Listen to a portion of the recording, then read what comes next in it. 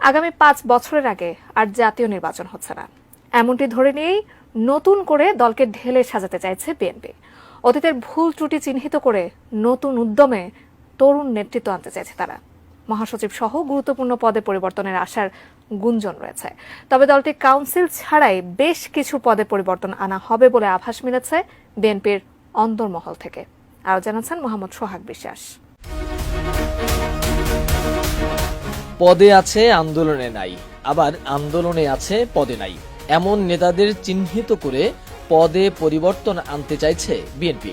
গত 28 অক্টোবর থেকে এবছর 7 জানুয়ারি নির্বাচন পর্যন্ত সরকার বিরোধী আন্দোলনে ব্যর্থ হয়েছে দলটি। জনগণের সম্পৃক্ততা থাকা সত্ত্বেও কেন সরকার বিরোধী আন্দোলনে সফল হতে পারেনি বিএনপি, তার অনুসন্ধান করছে বিএনপির হাইকমান্ড। সূত্র বলছে, বিএনপির কেন্দ্রীয় পর্যায়ের নেতৃত্বে বড় ধরনের পরিবর্তন আনার পরিকল্পনা চলছে।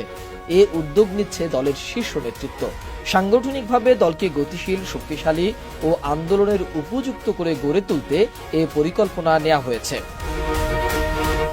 আগামী সংসদ নির্বাচনকে কেন্দ্র করেই পরিকল্পনা গ্রহণে দলের গুরুত্বপূর্ণ নেতাদের সঙ্গে কথা বলছেন শীর্ষ নেতৃত্ব। এজন্য দীর্ঘমেয়াদী পরিকল্পনা প্রণয়নে গুরুত্ব দেওয়া হয়েছে। সূত্র বলছে, দীর্ঘমেয়াদী পরিকল্পনার শুরুতে দলের কেন্দ্রীয় কমিটি পুনর্গঠন করতে চাইছে বিএনপি। বিশেষ করে কেন্দ্রীয় যুগ্ম মহাসচিব, সাংগঠনিক সম্পাদক সহ গুরুত্বপূর্ণ পদে কাদের দায়িত্ব দেওয়া যায় সে বিষয়ে খোঁজ খবর নেওয়া হচ্ছে। এই দুই পদে বেশ কয়েকজন সাবেক ছাত্রনেতার নামও শোনা যাচ্ছে। এর বাইরে দলের সর্বোচ্চ নীতি নির্ধারণী ফোরাম, জাতীয় স্থায়ী কমিটিতেও নতুন মুখ আসতে পারে। সেখানেও কয়েকজন সাবেক ছাত্রনেতা স্থান পেতে পারে বলেও বিভিন্ন সূত্র বলছে। দলের এসব পরিবর্তন জাতীয় কাউন্সিলের মাধ্যমে হবে নাকি ভারপ্রাপ্ত চেয়ারম্যানের গঠনতন্ত্রে দেয়া ক্ষমতা বলে হবে তা এখনো নিশ্চিত নয়। তবে কাউন্সিল ছাড়াই নতুন কেন্দ্রীয় কমিটি গঠনের পদক্ষেপ জোরালো হচ্ছে বলেও মনে করা হচ্ছে।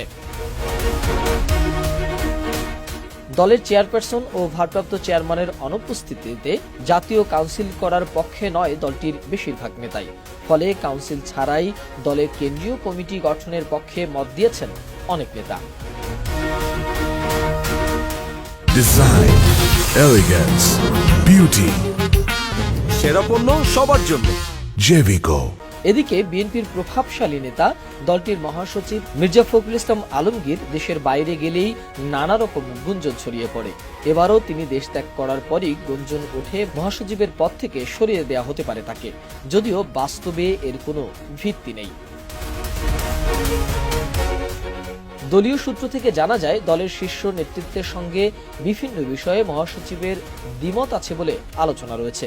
বিষয়টিকে পুঁজি করে নেতাদের এক অংশ মহাসচিব পদে নতুন কাউকে দায়িত্ব দেওয়ার বিষয়টি সামনে আনে। এমনকি সরকারি এজেন্টরা পরিকল্পিতভাবে এই গুজব ছড়াচ্ছে বলেও নেতারা মনে করছেন। নতুন মহাসচিব পদে সবচেয়ে বেশি শোনা যাচ্ছে দলের স্থায়ী কমিটির সদস্য সালাউদ্দিন আহমেদের নাম।